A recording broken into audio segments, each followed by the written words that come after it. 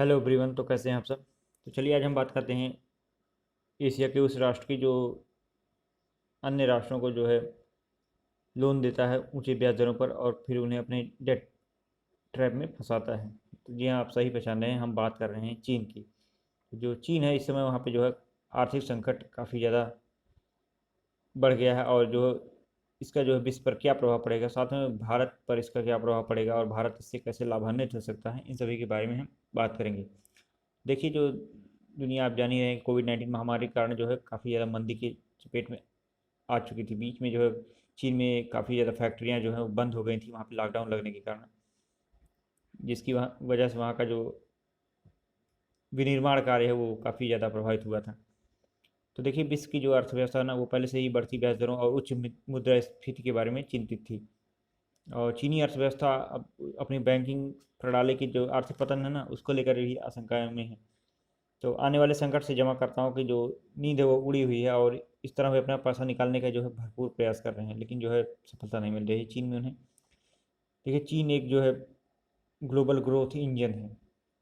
यह विश्वास करना कठिन है कि इस तरह के देश में भी संकट आ जाएगा। यहाँ देखिए, हम पहले बात करेंगे कि चीनी अर्थव्यवस्था जो है दुनिया में क्या योगदान प्रदान करती है। तो देखिए, 2001 में जब डब्ल्यूटीओ में शामिल होने के बाद जो है चीन ने दुनिया में अपना एकीकरण किया। तो पिछले कुछ वर्षों में चीन ने जो वैश्विक व्यापार प्रणाली थी उसका केंद्र बनने में अमेरिका को पीछे छोड़ दिया। आप सोचिए कि जो टेस्ला और एप्पल जैसी विशाल ग्लोबल जो कंपनियां हैं, वो उनका जो विनिर्माण आधार है वो चीन में अभी भी है। तो विश्व निर्यात में चीन की हिस्सेदारी की बात करें तो यह पिछले साल से में जो है 4% से बढ़कर 15% हो गया है।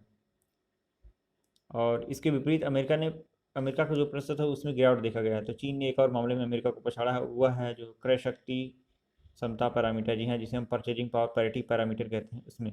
और वह विश्व की अग्रणी अर्थव्यवस्था बन गया। साथ में उसने जो है अभी पिछली वर्ष जो है वो यूएसए को और यूरोपियन यूनियन को जो है वो जर्नल और रिसर्च में जो है पीछे कर दिया। जी हाँ, आप दुनिया चीन जो है सबसे ज़्यादा जो है रिसर्च पेपर इसमें जो है प्रकाशित कर रहा है, वो जो है नंबर 1 पे बन गया है रिसर्च में। तो कोविड-19 जो पूरी दुनिया के लिए एक बहुत बड़ा झटका था, वहीं चीनी अर्थव्यवस्था भी इसका जो है काफ़ी ज़्यादा खामियाजा भुगत रही है। चीन में जो इलेक्ट्रॉनिक जो प्रोडक्शन था ना, इलेक्ट्रॉनिक प्रोडक्ट्स के जो प्रोडक्शन था उसकी जो ग्लोबल सप्लाई चेन थी वो काफ़ी ज़्यादा प्रभावित हो गई है। यहाँ बीच में एक तो सेमीकंडक्टर्स की भी कमी आ गई थी। तो इस महामारी के मद्देनज़र जो है दुनिया डिजिटलीकरण की ओर काफ़ी ज़्यादा बढ़ गई, जिससे जो है इलेक्ट्रॉनिक जो प्रोडक्ट्स है उनकी डिमांड भी काफ़ी ज़्यादा वृद्धि हुई। आप समझ ही रहे हैं, लॉकडाउन में जो है कितने शहर जो है लॉकडाउन से प्रभावित थे, और जो है जो फैक्ट्रियाँ थी वो बंद हो गई थी। तो इस कारण से जो वस्तुओं की जो डिमांड है, सप्लाई में काफ़ी ज़्यादा कमी आ गई। डिमांड तो बढ़ गया लेकिन सप्लाई में कमी आ गई। तो वर्तमान में जो चीनी अर्थव्यवस्था है वो मंदी के में क्यों पड़ी हुई है, इसका कारण देखते हैं। तो देखिए, कोविड-19 के प्रकोप में जब चीन में जो है संक्रमण काफ़ी ज़्यादा बढ़ गया था, तो चीनी सरकार ने ना शंघाई लाग और बीजिंग जैसे जो बड़े शहर हैं, इनमें जो है कठोर तालाबंदी करी थी। यहाँ जो शंघाई, बीजिंग, ग्वांगझाओ, इन सभी शहरों में जो है उसने तालाबंदी कर दी, मतलब लॉकडाउन लगा दिया।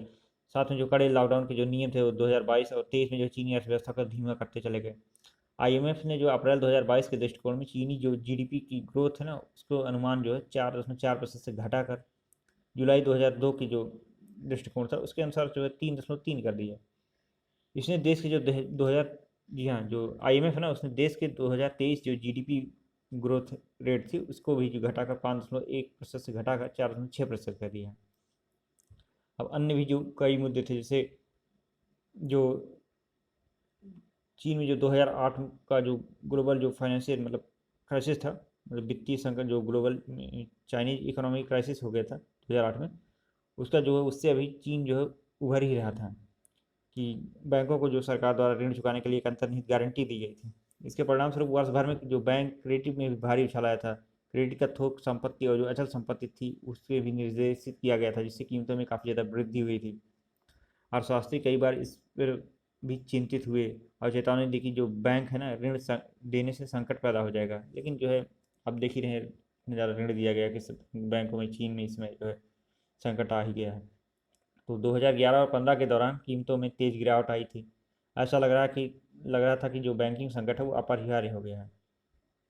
यह और लेकिन सरकार ने इसे टाल दिया। उसने जो है टाल ही दिया। जान ही रहे हैं, चीन जो है कम्युनिस्ट कंट्री है, चाहे जो चाहे कर सकता है वो। तो जब चीन कोविड-19 के नतीजे से लड़ने में व्यस्त था तो आर्थिक संकट जो है वहाँ पे धीरे धीरे कदम रख रहा था।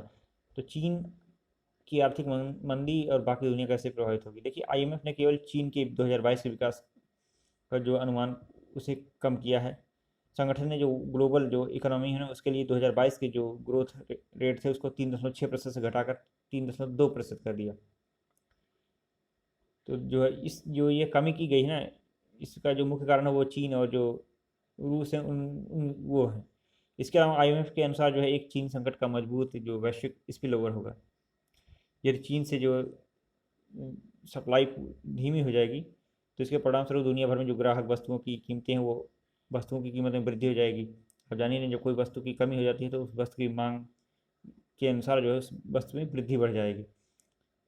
जैसा कि हम जो है कोविड-19 के टाइम पे देख रहे थे, जब स्टार्टिंग में कोविड-19 में जब लॉकडाउन लगा था, तो अगर दुनिया द्वारा आप जो सप्लाई है वो जो डिमांड और सप्लाई है इसमें जो है यदि ज़रा सा भी डिफरेंस आएगा तो इससे कहीं ना कहीं एक्सपोर्ट इंपोर्ट पर भी यह प्रभाव पड़ेगा।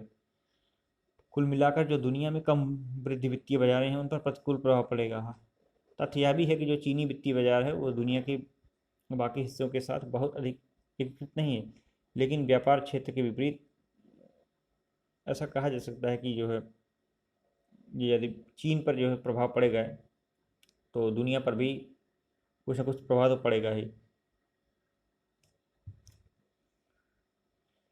अब देखिए, जो चीनी संकट है और भारतीय अर्थव्यवस्था, तो चीनी संकट भारतीय अर्थव्यवस्था के लिए वरदान और अभिशाप दोनों का काम करेगा। यहाँ पिछले कुछ वर्षों में देखिए चीन से जो भारत में आयात की काफ़ी ज़्यादा वृद्धि देखी गई। उदाहरण के लिए 2020-21 में भारत के जो आयात में जो चाइनीज जो शेयर था ना इम्पोर्ट के लिए, 2013-14 में जो है 10.7% से बढ़कर 16.6% हो गया। यहाँ 10.7% से बढ़कर 16.6% हो गया है। इसी अवधि के दौरान भारत के जो एक्सपोर्ट का हिस्सा था वो भी 6.4% से बढ़कर 7.2% हो गया। देखिए, एक्सपोर्ट में कितने की वृद्धि हुई है, 1.2 की, और इंपोर्ट में कितने की वृद्धि हुई है, तकरीबन जो 5.9 की वृद्धि हुई है। तो भारत का जो मुख्य रूप से खनिज जो मिनरल्स हैं, एक्सपोर्ट मिनरल्स, फ्यूल्स और केमिकल्स हैं। जो भारत जो है खनिज ईंधन और जो है रसायनों का निर्यात करता है। दूसरी ओर जो भारत को मुख्य रूप से जो इंपोर्ट करता है, जो आयात करता है, वो इलेक्ट्रॉनिक इक्विपमेंट्स हैं, मशीनरी है और ऐसे ही बहुत कुछ है। यहाँ देखिए, जो चीज़ सबसे ज़्यादा इंपॉर्टेंट है वो है एपीआई, एडवांस फार्मास्यूटिकल जो इंग्रेडिएंट्स हैं जिनसे दवाएं बनती हैं, दवाओं में यूज होते हैं मेडिकल में। तो कहने की ज़रूरत नहीं कि जो चीनी अर्थव्यवस्था है उसमें मंदी जो है भारत के व्यापार क्षेत्र के लिए भी खराब हो सकती है। हर चुनौती एक अवसर के साथ भी आती है। इस मामले में भारत की जो अपना छिपा हुआ अवसर है उसका उपयोग उचित प्रकार से कर सकता है। जी हाँ, जब आयात जो है प्रभावित होने की संभावना होती है तो भारत के लिए अन्य देशों से आयात की मांग करना एक काफ़ी अच्छा विचार होगा। जी हाँ, जो चीन पर वो डिपेंडेंसी बढ़ाया हुआ था वो धीरे धीरे कम करके जो है अन्य देशों पर भी कर सकता है। इससे भारत को निकट भविष्य में जो चीनी आयात पर कम भरोसा करने में मदद मिलेगी। इसके अतिरिक्त जो भारत खुद को वैश्विक विनिर्माण केंद्र के रूप में बहुत ही आसानी से जो है खड़ा कर सकता है। इससे भारतीय रोजगार में काफ़ी ज़्यादा बढ़ावा मिलेगा। तो भारत के लिए जो एक पॉलिटिकल अपॉर्चुनिटी भी है ये। चीन की जो आर्थिक मंदी है वो भारत के लिए खुद को एशिया और दुनिया भर में एक जो पॉलिटिकल पावर है ना उसके रूप में स्थापित करने के लिए एक बड़ा मौका है। देखिए, इस समय जो चीन जो श्रीलंका, नेपाल, बांग्लादेश, लाओस और म्यांमार, थाईलैंड जैसे जो देश है ना वो अभी भी जो है चीन से जो है ऋण लेने के लिए इंतज़ार कर रहे हैं। देखिए, जो ये कंट्री ना ये चीन की जो है डेट ट्रैप में फंस गए हैं।